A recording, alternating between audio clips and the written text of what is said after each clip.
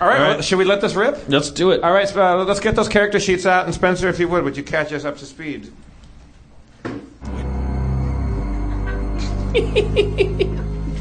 Last time, our heroes, after having slain a dragon, picked over the treasure and remains in the room that they were last in.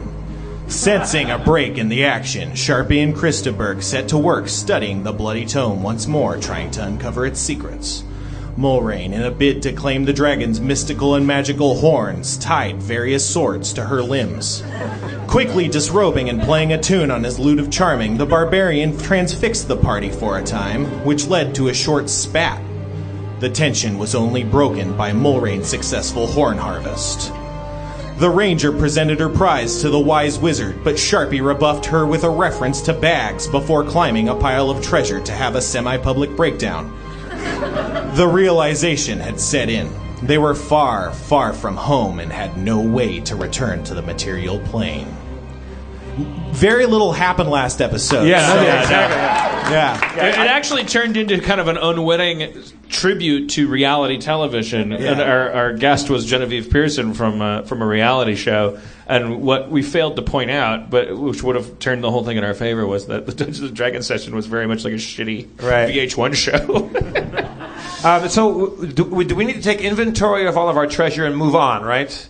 Yeah. Let me get these... I should have done that. Ooh, blue folder, Spencer. That's cool. And so, Ray, to catch you up, you're playing Kumail Nanjiani's part. His character is a thief, right? Yeah, a rogue named Chris de Burgh, the guy who wrote the Lady in Red. You're familiar with him? Perfect. Yeah. Okay. He's a one-hit wonder, kind of down on his luck. And, does he have lots of stuff? He's obsessed with dicks. Sneak and steal stuff.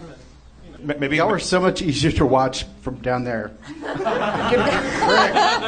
Yeah, it's tough company up here, man. Yeah. All right, let's do this thing. So let's inventory what we got here now. So the last thing you got was the soul of growth. Right. So that was the important thing. I mean, but you got other stuff too. What is the soul of growth exactly? You don't know what it is exactly. However, you do. Mulrain, do you have knowledge nature? Yeah, so much. So the thing is, some of you guys have skills called knowledge, which lets you, think about the world that your character inhabits and glean some useful information. So Sharpie has some knowledge skills, and I think you have knowledge nature. So what's your skill rank in knowledge nature? 7. Awesome. So you're going to get a +7. Nice. All right. So you rack your mind, and you know that the soul of growth is a great artifact of power, and it's supposed to embody like the vital force that makes plants grow. It's like the reason why plants grow. It has strong associations with druids, and druids love it, and natural creatures and various things like that, elves and so we now have the thing that controls whether or not plants grow? According to the legends and superstitions, of course. But yeah, definitely. Little do we know, in a few thousand years, this will be available at every home improvement store. It's magic, baby. You talking about Chia Pet? What are you talking about? Just fertilizer. Okay. All right, so let's get the hell out of here. Well, that's the thing. Huh? That's the thing. Okay, I look around for a way to get out. The door that you came in, the massive metal door, has closed itself, and you're entrapped within it. Whose turn is that? Your turn. Can I summon my beloved horse Coco? Could she maybe nestle the door open? You can definitely summon her, whether or not she shows up. Right, you don't have to be a jerk about it. I'm not. That's brilliant, because when the horse walks in, we'll go, let's go out that way. If a horse could find a way. I'm thinking that the horse could. It's like a sim. If it's out there, it'll try to. Well, that she'll use her hooves and she'll go. Hoo. There's a specific word for this that I'm not remembering. All right, so you summon your horse. Nothing happens. The horse doesn't even come? Well, you're like several layers underground in a dungeon, and the way you came in, several layers. That's true. I'm a dungeon master. And there's no dungeon snap. Dungeon snap. So there's no other visible I look around the walls to try to detect any sort of other egress The ceilings go up really high, past the lighting of the chamber. You can't see how far they go up, but they definitely go up. What about that crack where the dragon came through? I mean, you could go in there. All right, I poke my head down in the crack. You sliding. I Your poke Play a my head in the character, you're crack. not Jeff. Just be your character. It's fine, yeah. Sliding your head into the crack. You see the faint demarcations of what appears to be a smallish dragon. A smallish dragon's down there? It appears to be. Maybe I can make it believe it's my child, and I'll be like Khaleesi, and I'll have dragons. You said the demarcations of. What? Misspoke. Oh. You see the faint outline of a dimly unlit dragon-esque shape. This is through a crack in the floor? So There's this the it's crack like where a the big cave. dragon came out. Oh, okay. So it's kind of like So there's a dragon baby in there? I don't know. how so coy? How big is it? I mean, from what you can see, it looks maybe about 3 feet tall. All right. How far a drop is it down into the cave? It's not a drop. It's about 12 feet in. Oh, okay. Oh, so I can just walk in through that crack? Yeah. Okay. Is there anything else in the cave? Yeah, totally. Let's check it out. All right. Well, you check it out. You see a couple, staff-like implements. They look like maybe rods or sticks. Several of them, like 5. Yeah, 5. Just sticking out of the ground? Yeah, you can't see too well unless you have low light vision. I think I do, don't I? Oh, you can see him just fine. Yeah, he's a gnome. My mistake. Yeah, I've got low light vision. Typically, I play with a lot of humans. Anyway, you see the thing that I was coyly phrasing as a dragon is instead a dragon-shaped statue made out of jade. It's massive, and you can tell it's worth a shit ton of money. Ooh. I detect traps. I think I also do that. Oh, yeah. Christenberg's coming in. Chris, get in here. Check this out. I detect traps at a +2 level. Detecting traps as a team, you just determine that there don't seem to be any traps. All right. I approach the statue and try to lift it off. It's on the pedestal of some sort? It's not. It's just kind of like it's knocked over. Is it really? Is it light enough for me to carry? It's very heavy. I mean, you could drag it. You could drag it, but you can't really lift it. Is it worth dragging a giant statue around? I mean, you have a bag of holding, which can like when you put it in the bag of holding, it stops being heavy. Oh, okay. I toss the statue in my bag of holding. Yeah. Okay. Cool. Then there was the sticks, right? The sticks. Yeah. Right. Yeah. So you see, 2 of them are actually javelins, and 2 of them appear to be bows, and 1 of them appears to be like a quarterstaff. Oh, so these are weapons that we can take. Yeah. I imagine Mulrin's going to want that bow. Can we all fit through this crack? Yeah. Okay. Come on in. All right. The cave is great. You guys get in here. Hey, what's going on? I just stole a statue. You guys can't see as well. Aaron can see good. Jeff can see good. And all right. Well, I'm sure I cast light. Okay. I cast it on the end of my thumb. Okay. And I hold my thumb up around like a Zippo. That's Dungeons and Dragons funny. It's just natural. Actually, I grabbed one. Let me do it at the end of one of these staffs that we're stealing. Okay. Oh, yeah. That's easier. The staff you grab that begins glowing appears to be in the shape of a serpent. Ooh. It feels like snakeskin under your grasp, but firm. Sneaky staff, guys. That's a magic staff, probably, right? Yeah. Most of them are. Most of them are. You barely ever find a staff in this game that was just like an old man needed help walking. I check out the javelin. There's 2 javelins. They're inscribed with lightning bolts, and they're covered in silver. Gay. I take one of them, and Chris, do you want the other javelin? Yes, I would like a javelin, please. I would like a silver lightning bolt javelin. Then there was the 2 bows. One of them is a long bow, and one of them's a short bow. I would like a bow. You're proficient with the long bow, as it happens. Well, I'm a little guy. I'll take the short bow. How about that? Whatever. You don't. What's your dexterity? What's your dexterity? I don't know. Sorry, I overreacted. Where's it say dexterity? It's up at the top left. It's under 14 plus 2 ability modifier. So you're going to be able to shoot it, but not amazingly. But yeah. All right, I take it anyway. All right. So I take the longbow. There you go. All right. You also see 2 smallish chests, one of which is very ornate and appears to be leafed in gold. The other is a simple wooden box. I'll detect trap on that. Good, buddy. With your accent, it felt so much like just like a TBS game show. I'll detect trap on that. Howie Mandel goes, all right, let's detect trap on it. It's a boat! You detect no traps. There should be more traps. Well, let's open that sucker. All right. Which one? The wooden one. Opening the wooden chest, you see a pair of dark goggles. Steampunk. I'll put them on. As you put them on, you recognize that you can see perfectly in the dark.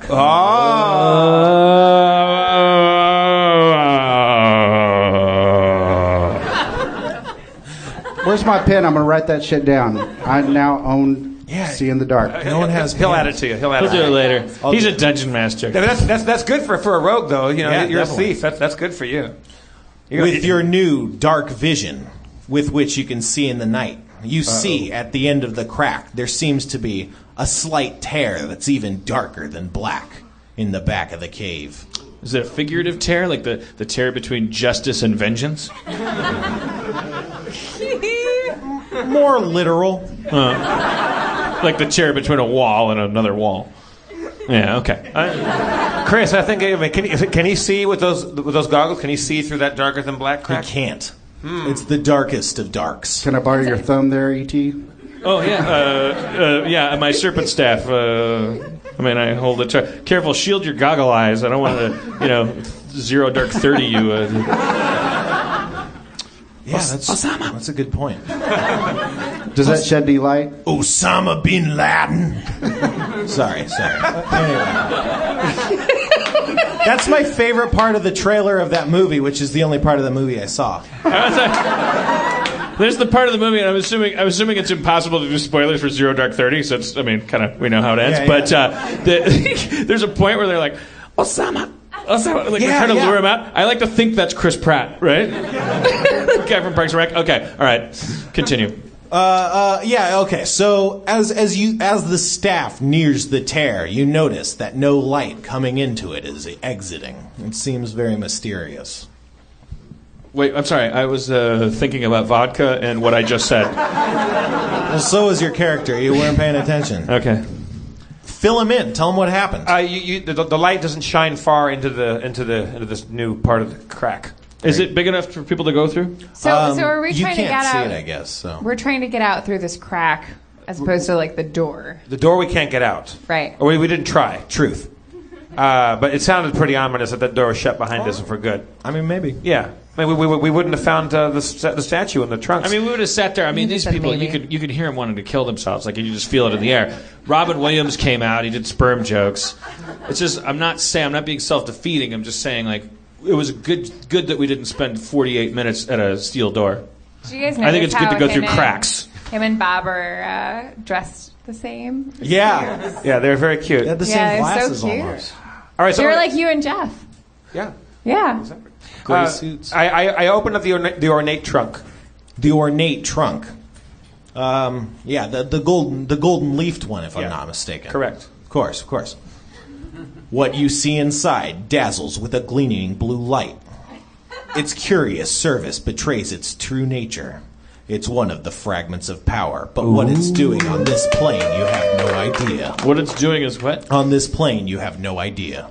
So how many fragments do we have now? You don't know. No. Okay, so you had the one initially, the one from Darkstar, and this one. And your dad's, last time we met, it was still in his colon. Right. So you know of 4, and you have 3 of them, and there might be more. Okay. There's more, you guys. All right, Sharpie, you take that. You're the magic man. I'll take the fragment. You feel it pulse and shiver in your grasp. And then it stops. All right, can that fragment glowing blue light, will that shed any more light for us in this new chamber? Try it. It stopped. Huh? Oh, yeah, it did stop already. Oh, shit. Okay, I have serpent light. What the... Yeah, so the serpent light, you put it up, like, here's the hole, right? You put it, this is great for the podcast, you put it close, and the light doesn't shine through it. Right, like it's like a magical darkness. Yeah. So it can't be penetrated, but it's big enough for people to go through, or I mean, just gnomes. You'd have to you could hoist yourself through it. All right, I say Sharpie, hold my hand, and I'm gonna poke through, and if I yell anything, you pull me back out. All right, I hold his little hand. Okay. While he pokes through. Yeah. and I as I leave, I go, wish me luck, buddy. I know. I'm pretending you said I love you. Yeah, was that? Are you doing Empire Strikes, or was that Return of the Jedi? Empire Strikes Back. Empire Strikes. Community too. All right. So then I go. Then I call him a scruffy-looking nerf herder, and then I go into the thing.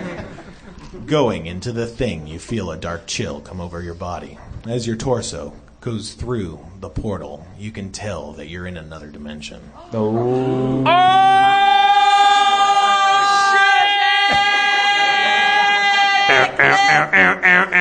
Am I separated from them now? I'm still holding his hand. No, you're right? still like halfway through. You can't see anything. Everything is just like black and gray shapes that are kind of hazy and indistinct. Is there a floor? Is there a surface? There is a floor. It's kind of like an ash gray floor. It's almost like the lightest surface in the area, but everything's still like bathed in darkness. Even your dark vision can only kind of make out some of the bits. I don't know. I feel like story-wise, we need to go into the subconscious of this universe that we're in. I think we need to penetrate the darkness. I give his hand a squeeze. He's comforted. So his hand is coming. I'm through the thing, and his hand is in the. The way I figured it, you're more like halfway through it at this point. I guess you could be all the way through it. Okay, I step tentatively all the way through out into the gray floor. The ground is firm beneath your feet. All right, I keep moving as long as I feel his hand. I reach out for Krista Berg's hand. And I hand him my goggles. Okay. To hand to Jeff. I mean... Yeah. Everybody hold hands. Let's all get in here. I offer the goggles back. I go, give me your hand. Okay, I take his hand. No one's reaching for my hand, so I stick them out of an insecurity and neediness. And I pretend that I'm sick and weak. So people will grab my hands. Krista Burke grabs your hand. Thank you. All right. So like a field trip leader, I pull them all in like we're going through we're all at Disneyland or something. Like that show with the Magic School Bus. Just like Called that. the Magic School Bus. Yeah, that was a great show. Like that one show with the Magic School Bus. So we all walk into the new dimension. Slipping through the dark portal, you find yourself in a bank of dark, misty haze. The inky black fog obscures your vision, and you can't make out your surroundings. You can't even see the rift you came through. Then, an indistinct, hazy gray disk floats lazily upwards and past the horizon, and for a time, you are bathed in a slightly less form of darkness. It's like The closest you could consider light. This grayish light casts a pitch-black shadow onto the floor, and you can see your shadow dancing and twitching madly as the grayish light flickers. Suddenly, the shadows on the floor peel off their points of connection with your feet and begin to come away from your body. Uh-oh. Shadows! As your shadows detach, you feel violently ill for an intense few seconds. Before you even out, you feel like you've been seriously assaulted and weakened from losing your shadow. Jodie Foster dimension. You can just make out your shadows slip away into the dark landscape before the hazy disk falls into the horizon, its light diminishing to nothing. They stole our shadows? Our shadows, maybe our shadows just left. Peter Pan spell. When do I mourn Coco? You in the front row on the bow tie, you said something like you knew what this was. No, just Coco's still in the other dimension. Thank you. Oh, Thank yeah, you. you were worried about Mulrain's horse. That's what I was thinking about. He said Coco's in the other dimension. My horse, my beloved horse, and Jeff's lover is in the other dimension. You should care too. I do. I do care. I did. We had a really special time together. I mean, the last time that you guys were together? I fucked her horse. A couple times, I think, right? And it was consensual. It was consensual. Yeah. Oh, well, that's okay. Yeah. And all he got was all the this time. lousy T-shirt. Can we summon the horse through this different dimension, Spencer? As it happens, you can't at the moment. Hold on. So those shadows leaving your bodies has actually caused some ability damage towards you. So I can update your sheet later, but basically, You're bigger fish, you guys. Yeah. Horse loss. Sharp versus shadow loss. Sharpie Pardon loses me. 4 strength and Pardon. 2 constitution. Quark loses 2 constitution and 4 strength. No, 2 strength and 4 constitution. Mulrain loses 2 strength and 3 constitution, and Chris de Berg loses 1 strength and 4 constitution. Jesus You're vastly Christ. weakened. Is Constitution puke. just about pooping? What is Constitution about? Constitution is your ability to shrug off physical damage or resist your shape being shifted, for instance. Or, if you've been poisoned, that's Constitution based. Health. Yeah, health, like your healthiness. Now, what does dancing lights do? Dancing lights conjures Lights crowds. a small illusion. Coachella. So, yeah. Well, like those, I don't know. Is it like to dazzle enemies to like kind of like? It's more like you can play. It'd be weird. It's like the Tinkerbell like being a floaty light that shows up. It looks kind of like that, except there's more of them. And it's some bullshit. It's bullshit. It's minor illusory magic. It can make like little things. It would dazzle like kind of dumb people or like people that weren't aware of magic and stuff. But like people who are like up in magic, they're like, hey, I have silent image, so fuck off. It's horse shit. All right, it's so bullshit. Is there still that pitch black shadow in the middle of the room? Or wasn't there some big thing that was? There's a disc in the middle of the room, and shadows have detached, and we have stomach aches. Yeah. So and now hate you're it outside. You can tell like you're outside. We're outside. I should have mentioned that. I'm sorry. And so that disc that rose, is that kind of like a nighttime sun? Some Yeah. kind of like bizarro sun? That was what I was going for. Yeah. Also- Nice. Wait, what do you mean? What? The disc that rose is casting some tiny bit of light is like a weird dark sun. Oh, it's not in the middle. It's not. It's No, not. I was sorry. picturing like a giant dinner plate. My narration was It, off. it rose up off of the horizon into the sky. Okay, so it was Casted demarcated. a light, and then it left. I put on my fancy goggles and then tell everybody in a narration voice what I see. You see, the ground around you is rather unadorned, but to the what I'm going to call north for sake of maps, you see a stand of black columns. They poke stiffly out of the ground. You also hear a far-off sound. I can't make the sound with my mouth. Can you send sorry. off? That was me making a Can you fart send sound. off your bird? Can you send up Avenger? Avenger. Is Avenger there? Avenger, yeah, he's here. Avenger, how did you handle having your shadow detach? Avenger's shadow was detached. Oh, He's immune to shadow detachment. humble brag. Avenger, fly up and give me a hawk's eye view. It's not long before he returns. He gives you a look that says, the higher up I get, the less I can see of the ground below, but there's definitely a black shape approaching us swiftly. Uh-oh, spaghetti-o. A black shape approaching us. Soon it's upon you. Now it's upon you. Whoa, Jesus! What the fuck? All right, does my javelin have any magic powers or anything, or is it just a straight-up javelin? The javelin you found? Yeah. It has magic. You don't know much about the magic it has. I said, let's see what this baby can do, and I take my javelin out, and I toss it in the direction of the dark figure. All right. I mean, is that too preemptive? I don't know, man. Well, you miss. Okay, go. I mean, I'll tell you one thing. I think we attacked that dragon too soon. A couple of weeks ago.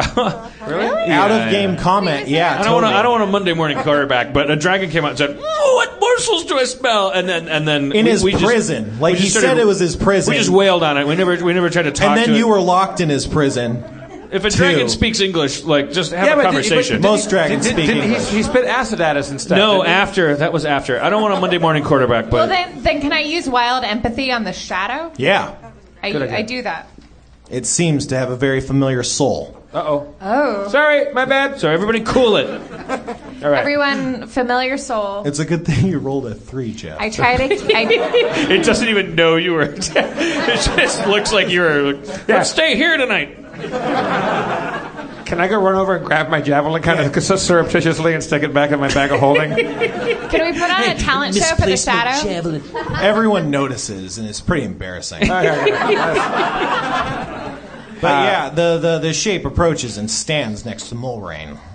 It just stays there. Hey guys, why don't we show them what we're made of, and do a little talent show, or What? Who's them? Who is them? Mm-hmm.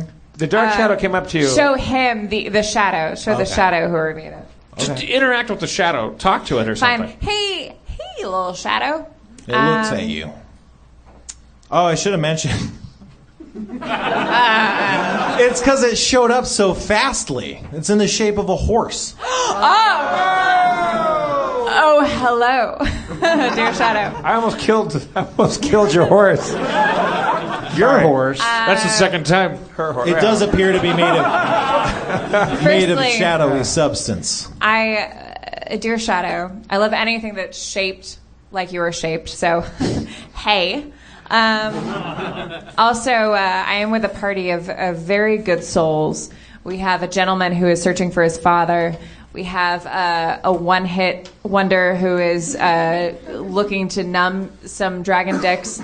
And we have a little gentleman who loves some things. Is this Coco or not? Do we know that? Oh my God, is it Coco? It might be Coco. Holy shit. But it's Coco, if it's you, flare your tail. Flare your tail if it's you, Coco. It flares its tail. Coco!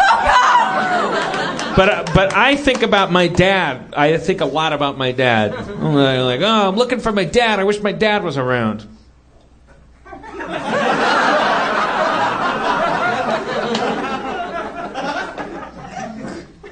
Instead, you fall back on your arcane training and recognize that you're on the shadow plane.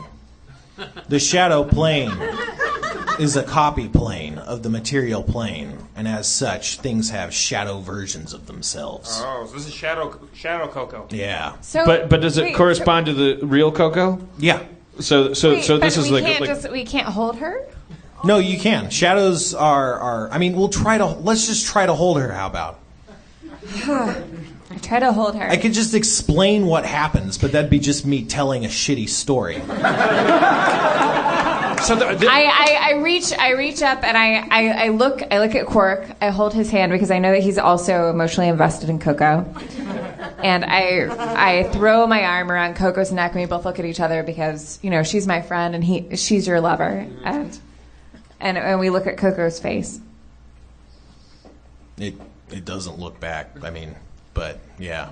So this is the shadow version of Coco. So our shadows ran off. So our shadow versions of ourselves have left us. Yeah. To go do who knows what. Do we need to reunite with our shadows? Well, I mean, if you don't mind -2 to strength and -4 to constitution, you're probably fine.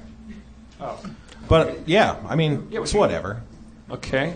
Try to get on your horse. See what happens. I try to jump on my shadow horse. Leaping astride your shadow horse, it feels comfortable underneath you.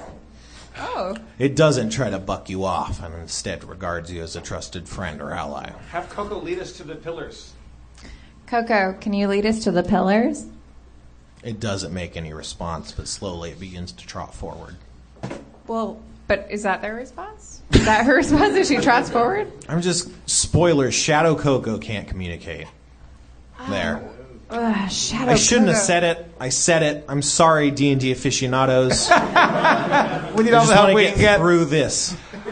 The question... No, not this. Like the question of whether or not she's communicatable with, because she's silent.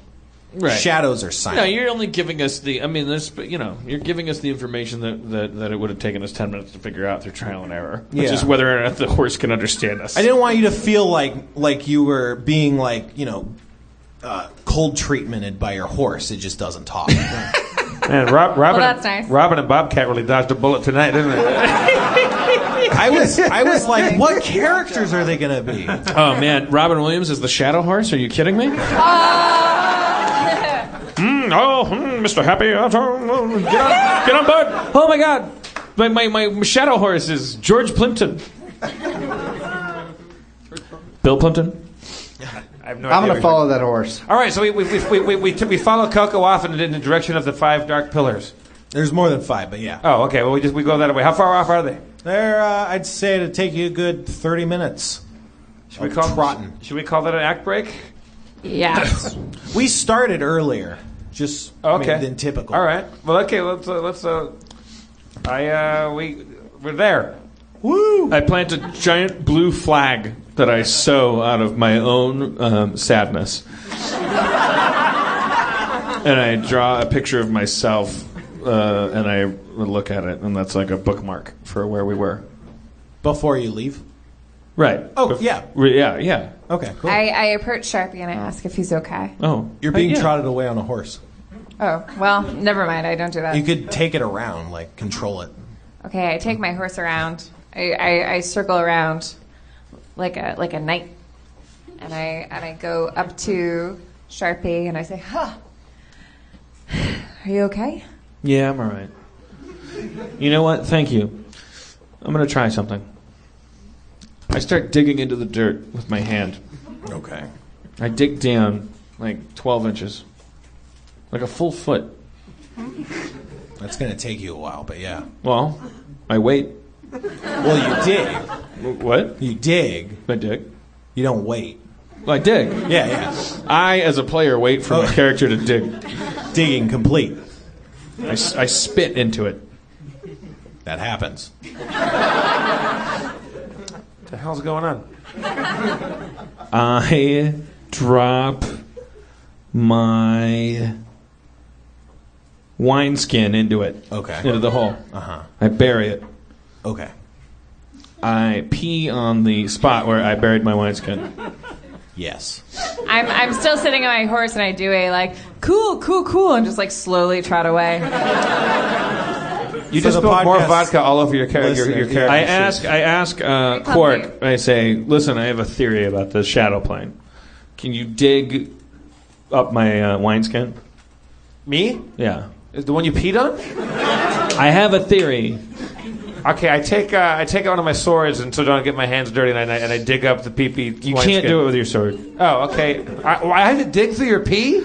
Do you want the theory to be tested or not? Okay, this is pretty certain that I'm falling for something on an April Fool's Day D&D. I start digging through the pee-pee soil and I unearth the wineskin. Your hands are filthy. The wineskin comes out. It looks noticeably aged, but otherwise unharmed. Aged from when we buried it? Yeah. Like it aged extra? Yeah. See? Well, if you take a lot of things and put them in dirt and pee, they look older. It's called distressing, like a cabinet. I don't know. Huh? What the fuck are you doing, man? I was going to do April Fool's, and then you ruined it. I wanted to end the game on a laugh. Just say April Fool's. And then you go, I got a feeling this is April Fool's. I dig through the pee. Yeah. And then he's like, whoa, that's got a magic hummingbird on it. Now I don't know what the fuck to do. I was going to make it a genie. If you're going to do an April Fool's joke on April Fool's, don't make it that lame. Like it has to be you had a little grin, like I pee on it. I had a theory. I'm not good at that stuff. I don't do that stuff. I pee on everybody here. I pee on everybody. I start peeing on everybody. That's not an April Fool's trick. That's just but I tell him it's gold. I go, I'm going to put gold on you with my wiener, and then I start peeing. They're not convinced. It's gold, you guys. I use dodge. I use my ability to dodge. It's gold coming out of my wiener. April Fools. End of segment. All right. Cliffhanger! Thank you, Aaron McGathy. Thank you, Ray Pruitt.